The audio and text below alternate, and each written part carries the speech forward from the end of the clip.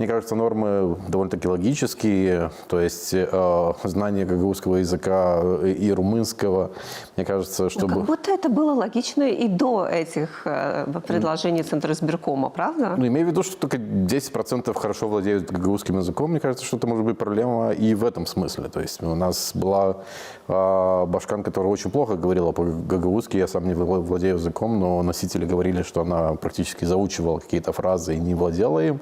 Но я напомню, что автономия, во-первых, культурная и экономическая.